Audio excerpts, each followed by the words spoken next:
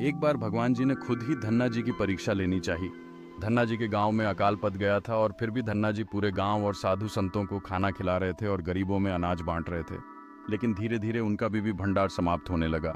उस वक्त भी धन्ना जी ने इस बात का निर्णय लिया कि जब तक वो सक्षम हैं तब तक उनसे जो हो सकेगा वो करेंगे। उनकी सेवा से प्रसन्न होकर ठाकुर जी खुद एक संत के रूप में उनके यहाँ आए और एक बीज दिया और बोले कि इस बीज को जाकर खेत में लगाओ और उससे जो भी मिलेगा उसे गांव वालों में बांट देना। उन्होंने ऐसा ही किया, लेकिन गांवी वाले उन्हें पागल कह रहे थे कि इस सूखे में आखिर कौन सी फसल होगी। मगर फसल जब हुई तो लोगों के आश्चर्य का ठिकाना न रहा। खेतों में फसल लहरा रही थी। एक दिन ऐसा आया जब धन्ना जी खेतों में लगी फसल पक गई। धन्ना सेठ के खेत में बड़े बड़े तुम्बा के फल दिख रहे थे।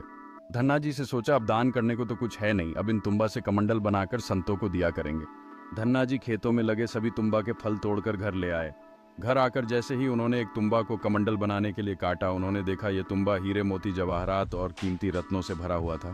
तुम्बा को कीमती रत्नों से भरा देखकर वे आश्चर्यचकित रह गए।